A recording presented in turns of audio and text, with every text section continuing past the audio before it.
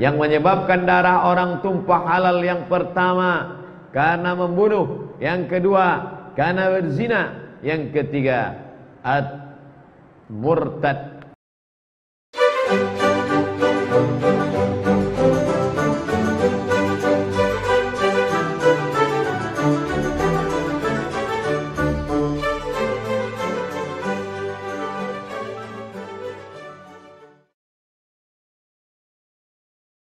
Halo saudara-saudaraku yang terkasih di dalam Tuhan dimanapun Anda berada. Bertemu kembali dengan saya Rina Solihin dalam channel Rina Menjawab. Teman-teman, bagaimana kabar Anda semuanya? Semua dalam keadaan baik, selalu bersuka cita, dan selalu memiliki damai sejahtera bersama Tuhan kita Yesus Kristus. Teman-teman, saya akan mencoba memberikan pandangan ya terhadap pindahnya Sukmawati Soekarno Putri dari beragama Islam menjadi beragama Hindu. Banyak sekali pendapat-pendapat yang sudah dikemukakan oleh berbagai pihak, teman-teman. Baik itu dari pihak Muslim, ya, karena ini cukup membuat viral dan bikin heboh, teman-teman ya, maupun dari pihak Kristen, teman-teman ya. Dua pandangan yang saya lihat agak berbeda begitu ya. Nah, sekarang saya akan mencoba untuk memberikan pandangan secara alkitabiah, teman-teman. Berpindahnya Sukmawati Soekarno Putri ya dari beragama Islam menjadi beragama Hindu cukup membuat heboh republik ini, teman-teman. Pertama, karena Sukmawati Soekarno Putri ini adalah public figure ya, yang sudah dikenal ya oleh banyak orang. Ya, mungkin orang Indonesia ini hampir tidak ada yang tidak kenal yang namanya Putri Bung Karno yang satu ini ya. Seperti orang mengenal Megawati Soekarno Putri. Nah, begitu juga orang mengenal yang namanya Sukmawati Soekarno Putri, teman-teman. Nah, itu yang pertama. Yang kedua, beliau ini adalah putri dari Bapak Proklamator kita, Presiden pertama Republik Indonesia, yaitu Bapak Soekarno. Ini yang menyedot banyak perhatian masyarakat atau berbagai pihak untuk menyorotnya, teman-teman. Ya, saya kebetulan diminta juga nih. Bagaimana nih, kok Bu Rina diam-diam saja begitu ya? Belum ada mengomentari tentang berpindah agamanya Ibu Sukmawati Soekarno Putri dari Islam ke Hindu. Nah, baiklah teman-teman, saat ini saya akan mencoba untuk menyoroti fenomena ini. Teman-teman, saya akan mencoba untuk melihat ya, apa sih hukumnya murtad ya dari pandangannya Islam dan pandangannya Kristen ya. Tentunya saya punya kapasitas menyorot peristiwa murtad tentu dari kacamata kekristenan, dan dasar yang saya pakai tentunya adalah Alkitab. Nah, lalu bagaimana pandangan agama lain? Tentu agama asal dari Ibu Sukmawati Soekarno Putri adalah agama Islam. Tentunya pandangan Islam seperti apa tentang peristiwa murtad ini, teman-teman. Nah, dalam hal ini saya akan menggandeng tentu tidak lain dan tidak bukan ya, yaitu Ustadz Somad. Apa pandangan Ustadz Somad tentang murtad ini? Tentu dia mewakili agamanya yaitu Islam. Dan apa pandangan saya tentang murtad? Tentunya saya mewakili agama saya yaitu Kristen ya. Dan nanti kita akan lihat seperti apa. Jangan beranjak, teman-teman, dan jangan lupa juga ya, Anda ikuti video ini dari awal sampai selesai. Tapi sebelum selesai, please jangan lupa untuk subscribe ya, di like, di komen, di subscribe, teman-teman ya, karena ini adalah bentuk dukungan Anda terhadap channel penginjilan ini. Kalau Anda mendukung channel penginjilan ini, tentunya channel ini akan bertumbuh dengan baik, dan video-video yang saya buat ya, yang berisi kebenaran firman Tuhan, yang berisi pengajaran-pengajaran yang alkitabiah, itu akan direferensikan oleh YouTube, teman-teman ya. Jadi YouTube akan membantu untuk mereferensikan video-video ini kalau pendukungnya banyak. Ya, kalau pendukungnya banyak, teman-teman. Ya. Jadi saya berharap teman-teman mendukung channel penginjilan ini dengan sungguh-sungguh, begitu ya. Karena tanpa dukungan teman-teman, channel ini tidak akan berkembang, dan tidak banyak orang yang akan mendengar kebenaran firman Tuhan, dan tidak banyak yang akan mengenal kebenaran, dan tidak banyak diselamatkan. Ya. Tujuan dari atau misi dari channel ini adalah banyak orang mengenal kebenaran dan mereka diselamatkan. Dan itu membutuhkan dukungan dari teman-teman semua. Jadi jangan lupa untuk like, subscribe, komen, dan share ke grup-grup yang Anda punya. Mungkin grup WA, grup Facebook, silahkan Anda bagikan video ini. Saudara-saudaraku yang terkasih di dalam Tuhan, sebelum saya membahas lebih lanjut, mari kita dengarkan apa pandangan Ustadz Somad tentang peristiwa murtad. Ya, apa pandangan Ustadz Somad tentang murtad? Yaitu orang yang meninggalkan agama Islam berpindah kepada agama lain. Ya, nah saya termasuk murtad, teman-teman. Makanya disebut murtadin. Ya, sebenarnya itu kurang tepat. Yang paling tepat adalah kalau dari pandangan Alkitab, saya ini adalah orang yang bertobat, bukan murtad, ya. Orang yang bertobat. Kalau saya keluar dari Kristen, itu baru namanya murtad, ya. Tapi kalau saya masuk menjadi pengikut Kristus, itu namanya bertobat, ya teman-teman ya. Tapi apalah arti sebuah sebutan? Mungkin untuk membedakan antara yang keluar dari Islam namanya murtadin, yang masuk ke Islam itu namanya mu'alaf. Mungkin sekedar untuk membedakan saja ya. Tapi pada prinsipnya kami yang keluar dari Islam itu adalah orang-orang yang bertobat. Nah, itu teman-teman ya, bertobat menerima Yesus Kristus sebagai Tuhan dan juru selamatnya.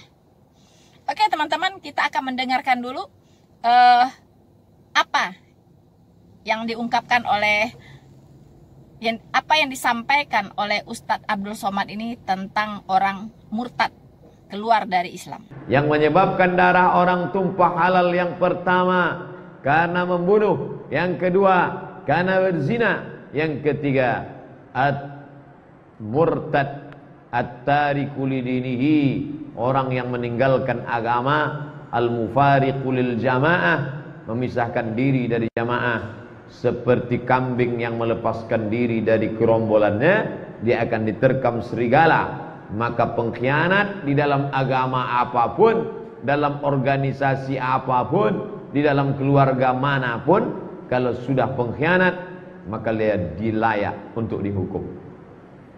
Ustadz Somad, ini keluarga kami, dah gimana ceritanya dia murtad, suami saya melarang menerima dia di rumah kami, apakah betul tindakan suami saya itu Pak Ustadz? Saya katakan tindakan dia itu tidak betul. Yang betulnya mestinya dipancung kepalanya. So, saudara-saudaraku yang terkasih di dalam Tuhan, kita sudah mendengarkan apa yang disampaikan oleh Ustadz Somad. Wow, ya, mengerikan ya teman-teman ya, yang disampaikan oleh Ustadz Somad, bahwa orang yang murtad itu cocoknya itu dipancung. Tapi karena negara ini bukan negara Islam, ya, karena negara Indonesia ini bukan negara Islam, jadi peraturan itu tidak bisa dilaksanakan di Indonesia. Ya. Tapi memang demikian teman-teman, tidak cocok dengan negara Indonesia hukum tersebut. Ya, hukum murtad yang ada di Islam itu, di Al-Quran itu tidak bisa diterapkan di Indonesia. Puji Tuhan ya, karena negara kita adalah negara demokrasi, ya, bukan negara agama, bukan negara Islam, teman-teman ya. Jadi tidak cocok untuk diterapkan di sini. Dan sangat jelas bahwa hukum murtad di Islam itu sangat bertentangan dengan undang-undang dasar kita ya. Kita lihat di pasal 29 bahwa negara menjamin ya, menjamin setiap warga negara untuk memeluk agamanya dan beribadah sesuai dengan agamanya masing-masing ya. Jadi warga negara Indonesia diberikan kebebasan, dijamin oleh negara untuk memeluk agama apapun sesuai yang dia yakini, dan dijamin oleh negara untuk beribadah sesuai dengan agama yang diyakininya tersebut. Jadi teman-teman, sebenarnya tidak perlu ya kalau di Indonesia ini dikeluarkan ya, orang murtad dari Islam harusnya dipancung, harusnya ini, itu sama aja kamu itu menepuk air di dulang ya, yang terpercik muka sendiri ya, karena tidak bisa berlaku di Indonesia ini begitu. Dan bahkan kita lihat ini adalah pelanggaran terhadap hak asasi manusia ya. Hukum seperti itu melanggar hak asasi manusia. Tuhan saja memberikan kebebasan ketika dia meninggalkan imannya kepada Allah yang hidup, pencipta langit dan bumi ini. Nah, itu nanti hukumannya itu di neraka, teman-teman. Ya, jadi manusia itu tidak berhak ya, tidak berhak untuk menghilangkan nyawa siapapun, begitu. Apalagi karena dia pindah agama, ya. Jadi lebih daripada Tuhan gitu. Tuhan saja tidak begitu ya, teman-teman ya. Nah, Tuhan memberikan kepada manusia itu namanya free will. Tuhan memberikan kehendak bebas. Tuhan itu memberikan jalan ke surga ini, ya, jalan ke neraka ini. Nah, kalau Anda mengikuti jalan ke surga, konsekuensinya ini, ya. Kalau Anda mengikuti jalan ke neraka, konsekuensinya ini. Kemudian Tuhan juga memberikan ciri-ciri jalan ke neraka itu seperti apa, ya. Mungkin banyak lobangnya ya, banyak duri-durinya ya di jalan itu. Nah, itu ciri-cirinya. Dan gelap mungkin ya, gelap, terus jalannya sempit, atau banyak binatang buasnya di jalan. Nah, itu ciri-ciri jalan ke neraka misalnya begitu ya. Nah, ini disiapkan juga jalan ke surga. Ciri-cirinya ini ya kan, ini ciri-ciri jalannya. Nah, itu sudah disiapkan oleh Tuhan begitu. Tinggal manusia tuh mau nggak sih belajar ya, kenali mana jalan ke neraka, mana jalan ke surga. Kalau dalam iman kekristenan itu jelas, jalan menuju surga itu hanya satu, yaitu melalui iman kepada Yesus Kristus sebagai Tuhan dan Juru Selamat. Kemudian mengaminkan karyanya yang dia lakukan di kayu salib untuk menebus semua umat manusia. Ya, siapa yang percaya kepadanya akan diselamatkan, siapa yang tidak percaya akan dihukum. Tapi Tuhan tidak pernah memaksa orang, ya. Manusia diberikan kehendak bebas. Ya, saya sudah siapkan nih satu-satunya jalan ke surga, ya. Silahkan ikut jalan ini kalau Anda mau ke surga, ya. Nah, tapi iblis juga Tuhan berikan kehendak bebas juga kepada iblis, ya kan? Iblis bilang, saya akan menyeret banyak orang ke neraka. Ya, Tuhan bilang, silakan Anda manusia, Anda mau ikut saya atau Anda mau ikut iblis. Ya, Anda mau ikut saya, Anda ke surga. Anda mau ngikut iblis, Anda ke neraka.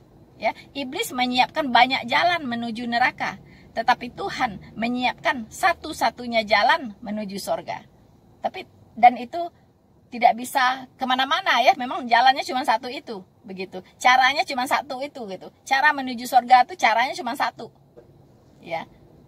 Tidak ada nama lain di bawah kolong langit ini yang olehnya orang bisa diselamatkan kecuali nama Yesus. Ya, artinya di luar itu pasti ke neraka, teman-teman. Itu tegas dikatakan oleh Alkitab. Saudara-saudaraku yang terkasih di dalam Tuhan, jadi Ibu Sukmawati Soekarno Putri, dia menggunakan kehendak bebasnya, free will-nya, ya, dan ini dijamin oleh negara.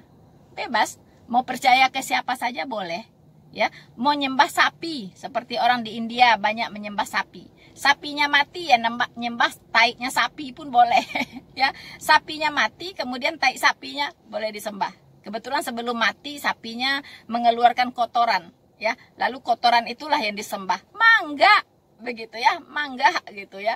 Apapun yang mau Anda sembah, silahkan. Anda mau nyembah pohon, Anda mau nyembah batu, ya, mau nyembah genderuwo, silahkan saja. Begitu. Tuhan memberikan kehendak bebas. Tetapi jangan salah, Tuhan sudah meninggalkan firman-Nya, yaitu Alkitab. Dan di situ sudah cukup, ya, cukup pengarahannya di situ. Alkitab itu adalah GPS teman-teman, ya, penunjuk arah, ya. Anda mau ke surga ke sana arahnya, Anda mau ke neraka ke sini arahnya. Ya, tujuan akhir itu sudah ada di Alkitab.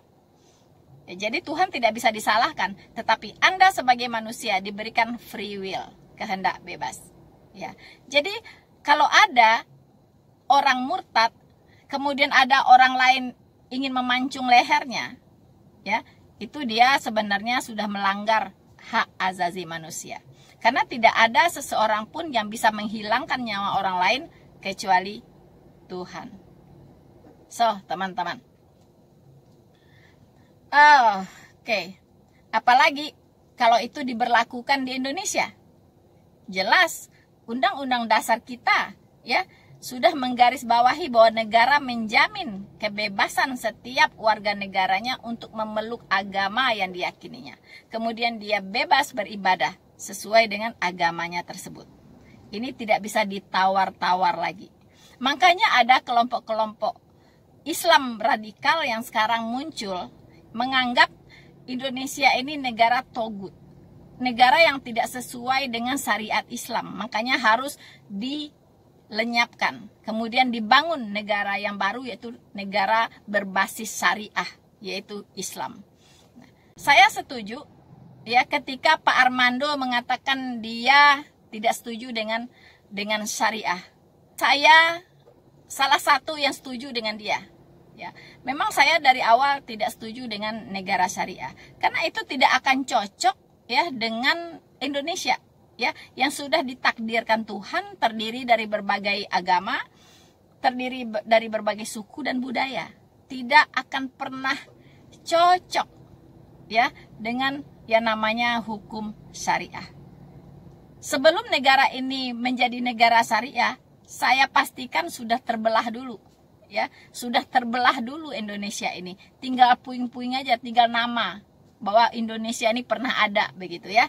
Nah, teman-teman, ya, tidak mungkin akan terwujud. Tidak mungkin akan terwujud. Hanya menghabis-habiskan energi saja. Ya, tidak akan pernah terwujud kecuali belah. So, teman-teman, karena memang Islam, ya, mengapa tidak cocok dengan Indonesia? Ya, terutama undang-undang dasar kita memang bersifat demokratis, ya, teman-teman. Sementara Islam ini tidak mengenal yang namanya demokrasi, ya, mereka tidak mengenal demokrasi, begitu. Nah, ini juga yang menjadi penghalang mengapa negara-negara Islam itu susah sekali untuk maju, karena banyak sekali batasan-batasannya, begitu ya. Dan wanita dengan pria itu tidak bisa berkembang bersama-sama, begitu. Jadi banyak sekali potensi-potensi yang ada pada manusianya, gitu ya. Itu dikubur, begitu. Tidak dipakai, begitu. Dimatikan, begitu, teman-teman. Di-PTS-kan, ya. Karena wanita-wanita itu juga diberikan kelebihan oleh Tuhan untuk membangun negara ini. Wanita juga diberikan oleh Tuhan kapasitas yang tidak kalah dari laki-laki untuk bisa berkiprah, ya, dalam membangun sebuah bangsa, teman-teman. Ya. Bayangkan, wanita diciptakan oleh Tuhan sebagai penolong, ya, sebagai penolong untuk laki-laki. Nah, secara akal sehatnya, logika sehatnya teman-teman, mana yang lebih kuat? Penolong atau yang ditolong? Ya, pasti penolong itu lebih kuat teman-teman. Ya, wanita itu tangguh, lebih tangguh dari laki-laki kalau mau tahu. Jadi kalau ada ajaran yang memetieskan perempuan, itu negara itu tidak akan pernah bisa maju teman-teman. Ya, tidak akan pernah bisa maju. Makanya negara-negara Muslim rata-rata jarang yang maju, jarang. Kecuali dia masih ada tuh ya sumber daya alamnya yang masih bisa dieksploitasi ya, seperti Arab Saudi. Itu selama itu pula dia bisa memegang syariat Islam gitu ya. Selama ada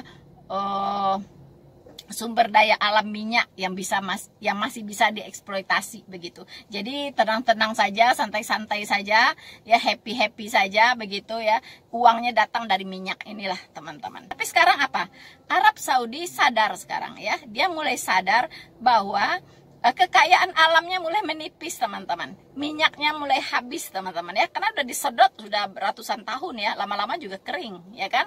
Mereka mulai sadar sekarang, sehingga mereka sudah beralih haluan ya, mereka beralih haluan yaitu menggalakkan bidang pariwisata ya, pariwisata itu yang mereka galakkan teman-teman. Nah ya, mereka mulai membuka diri untuk orang-orang luar. Nilai-nilai yang dulu menghambat itu mulai dikurangi, bahkan ada yang dihilangkan teman-teman. Jadi Arab Saudi sekarang sudah bermetamorfosis ya teman-teman, dari negara syariah menjadi negara yang sekuler teman-teman. Mereka mulai sadar, kalau tidak mereka habis ya, bisa kelaparan kalau minyaknya habis teman-teman ya.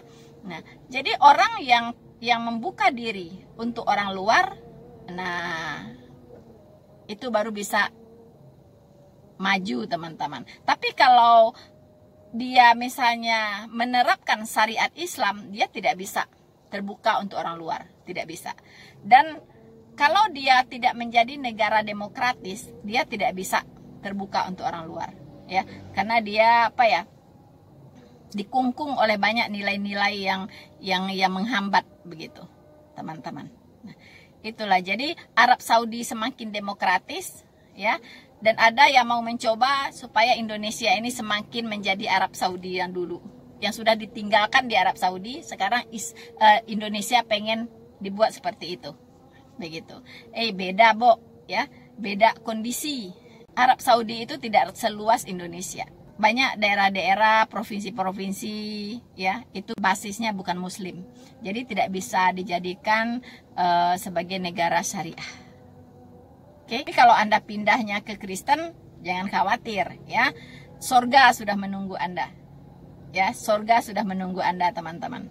Ya, tapi pastikan bahwa Anda itu memang bertobat sungguh-sungguh ya. Bertobatnya benar, imannya benar.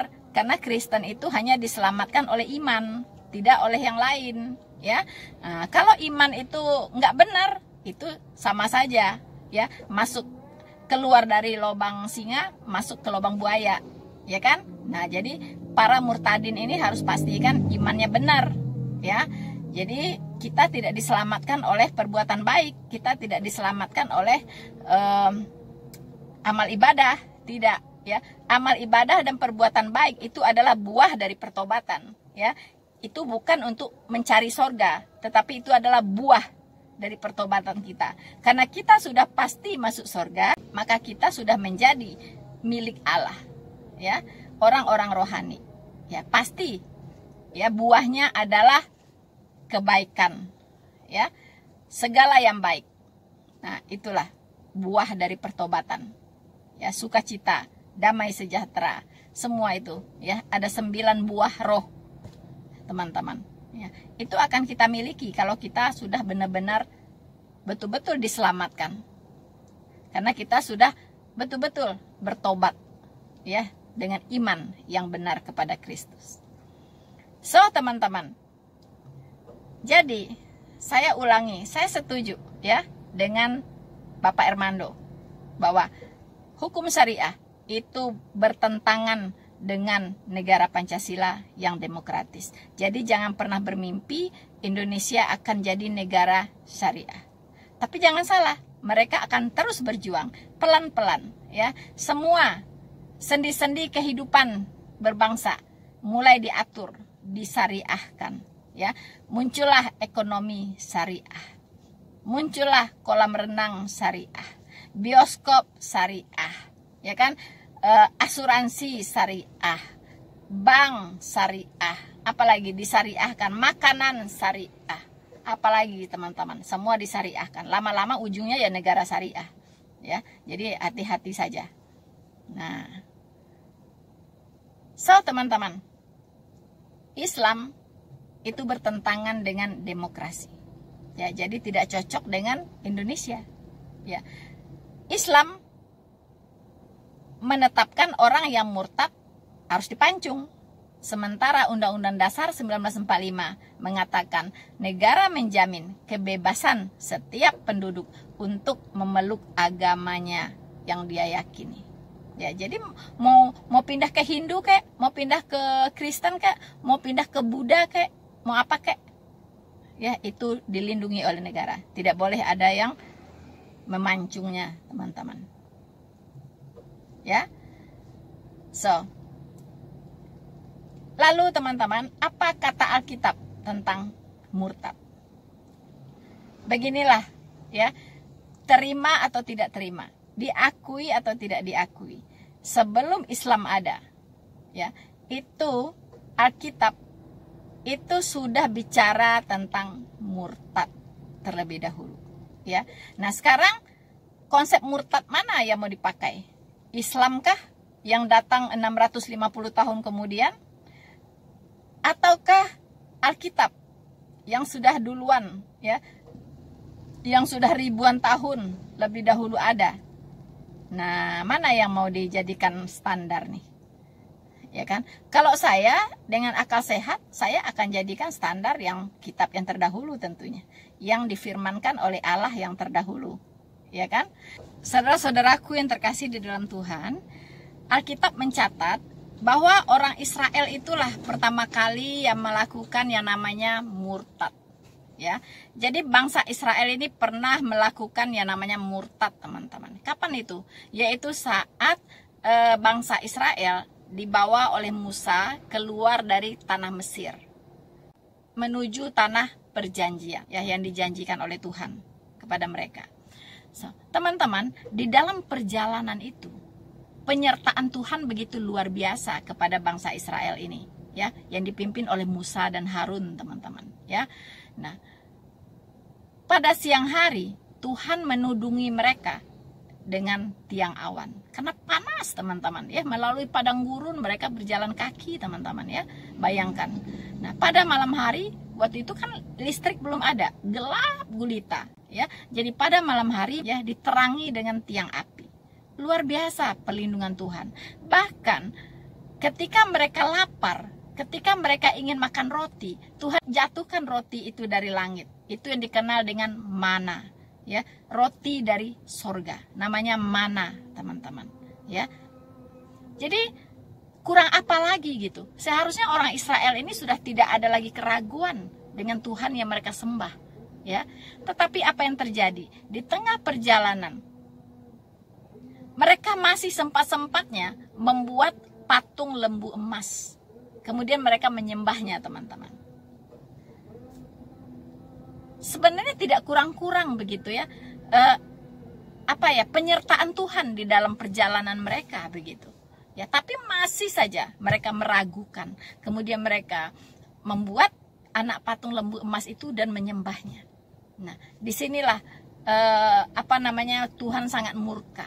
Ya, Tuhan ikut murka juga kepada Musa, teman-teman, ya, kepada Musa, sehingga Musa diberikan sanksi tidak akan memasuki tanah perjanjian. Padahal Musa lah yang membawa bangsa Israel ini keluar dari Mesir, tetapi karena tidak bisa mengendalikan umat Israel ini, ya, tanggung jawabnya ada di pimpinan. Tetap tanggung jawabnya ada di pimpinan, teman-teman. Musa tidak diizinkan Tuhan untuk masuk ke tanah perjanjian. Nah, saya akan bacakan Mazmur 78 ya. Mazmur 78 ayat 56 sampai 58. Saya akan bacakan untuk kita semua. Tetapi mereka mencobai dan memberontak terhadap Allah yang Maha Tinggi, dan tidak berpegang pada peringatan-peringatannya. Mereka murtad dan berkhianat seperti nenek moyang mereka, berubah seperti busur yang memperdaya. Mereka menyakiti hatinya dengan bukit-bukit pengorbanan mereka, membuat dia cemburu dengan patung-patung mereka. Jadi di zamannya Daud, ini Mazmur ditulis oleh Daud ya. Ini masih berbicara tentang murtadnya bangsa Israel, teman-teman ya. Jadi murtad dari siapa? Tentunya bukan dari Allah Subhanahu wa taala ya, tapi murtadnya dari Allah yang berfirman di dalam Alkitab ini, yaitu Allah Jehovah, Allah pencipta langit dan bumi. Teman-teman, Allah satu-satunya, tidak ada Allah lain selain Dia, yaitu Allah Jehovah. Nah, lalu orang Kristen disebut kalau keluar dari Kristen murtad juga. Oh ya, murtad juga, begitu ya. Murtad dari siapa? Tentunya dari imannya kepada Yesus Kristus sebagai Tuhan dan Juru Selamatnya, yang notabene adalah Allah Jehovah itu sendiri. Dan murtadnya nggak tanggung-tanggung. Sudah murtad, habis itu dia mengubar-ngubar dusta di luar sana, kemudian dia memfitnah, kemudian dia menginjak-injak anak Allah, menganggap najis darah perjanjian, dan mereka menghina roh kasih karunia. Ya, itu yang mereka lakukan. Jadi bukan sekedar murtad lalu diam, tidak. Mereka akan keluar-keluar dusta-dusta di luar sana.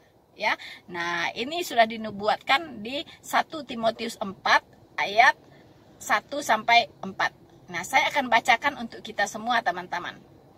Tetapi Roh dengan tegas mengatakan bahwa di waktu-waktu kemudian ada orang yang akan murtad, lalu mengikuti roh-roh penyesat dan ajaran-ajaran setan.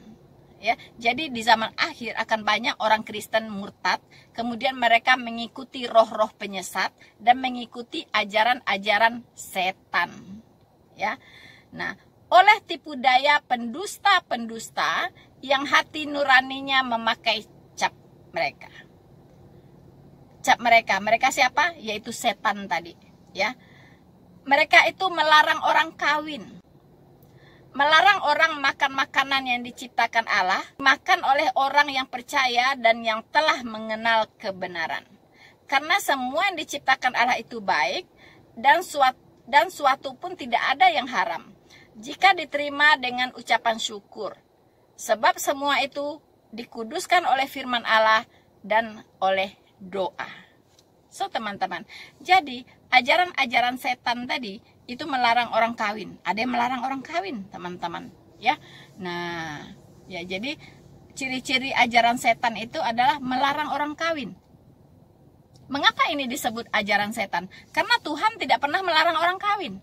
Ya, Tuhan menciptakan wanita dan pria itu untuk kawin, teman-teman. Ya, kata Tuhan, beranak pinaklah, penuhilah bumi. Ya, jadi Tuhan menciptakan wanita dan pria untuk berkembang biak, supaya bumi ini dijaga, dipelihara oleh manusia.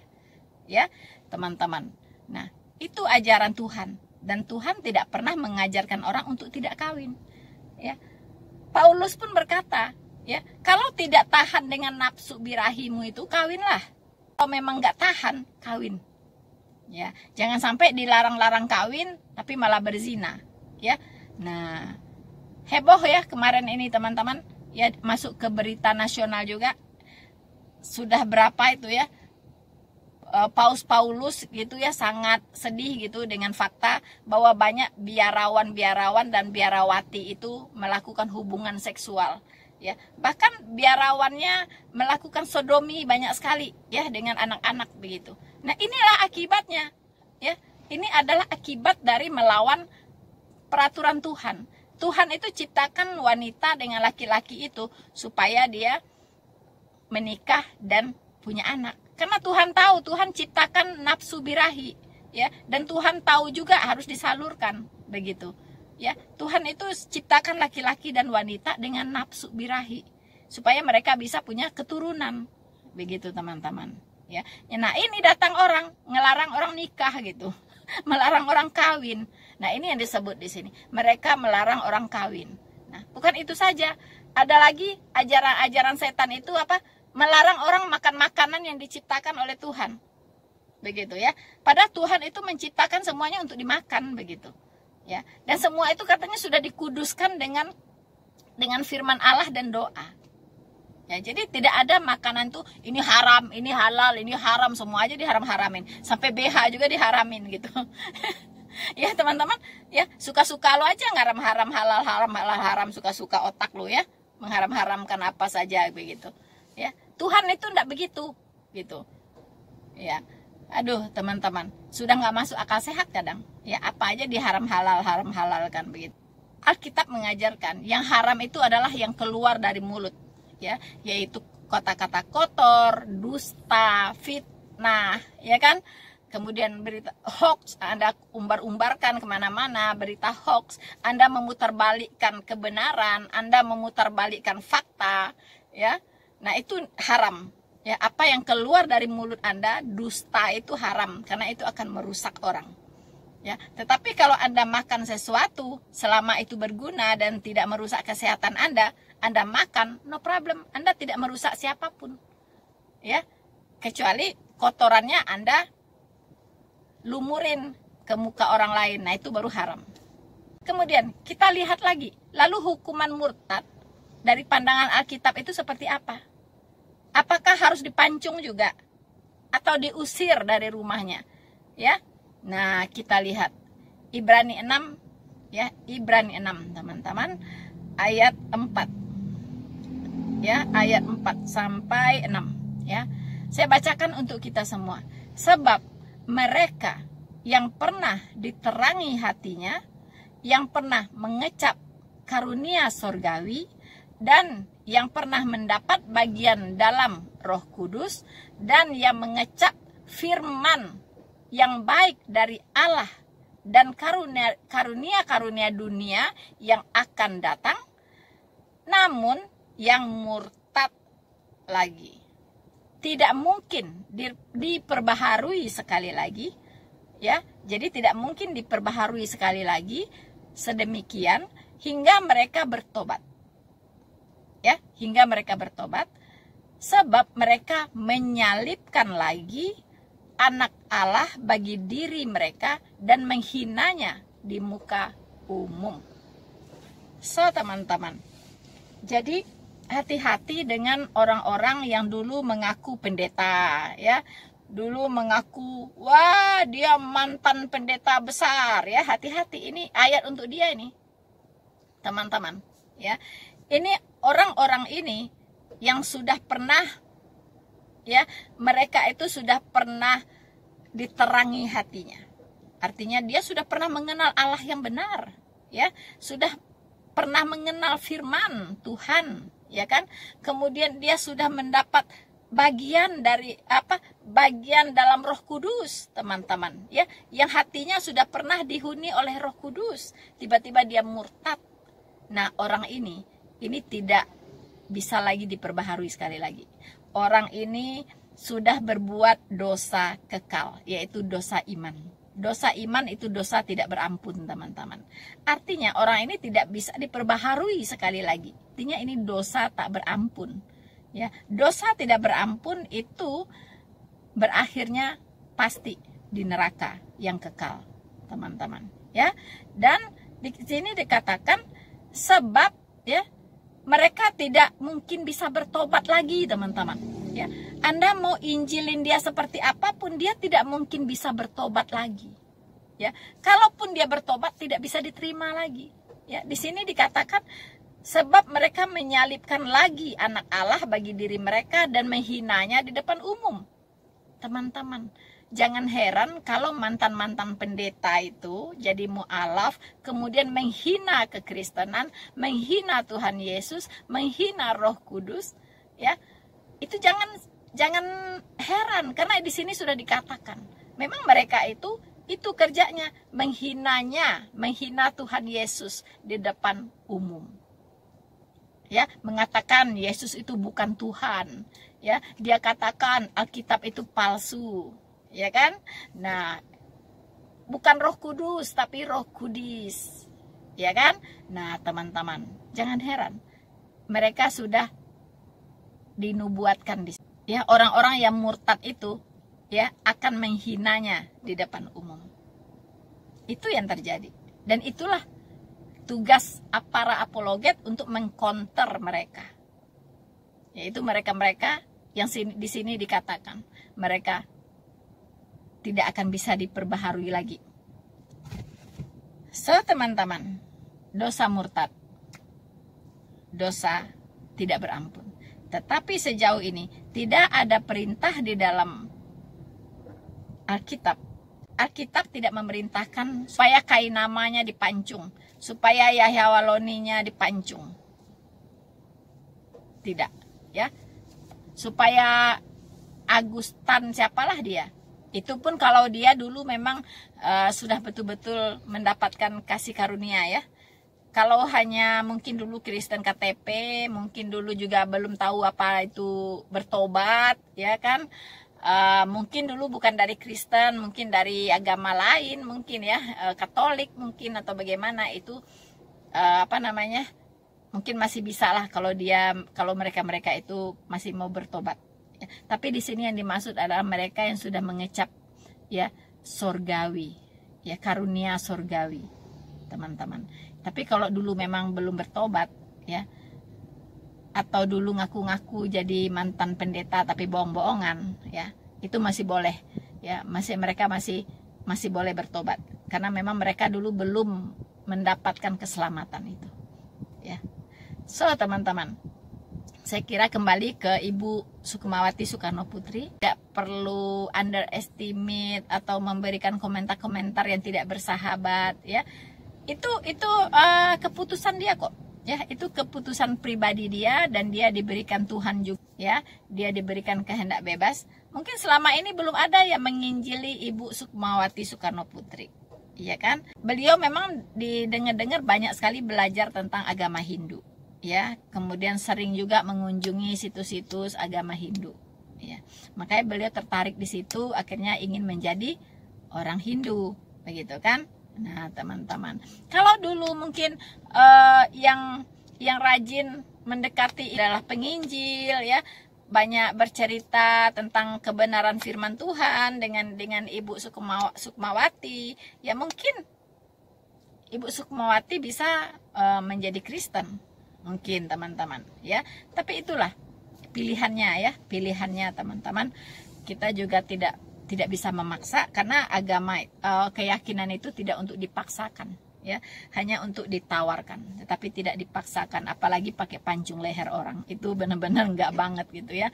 Itu bukan hanya melanggar hak asasi manusia, ya, tapi betul-betul bertentangan dengan dasar-dasar negara kita Pancasila dan Undang-Undang Dasar 1945 yang memberikan jaminan, ya, kebebasan untuk memeluk agama, dan itu negara yang menjamin, teman-teman.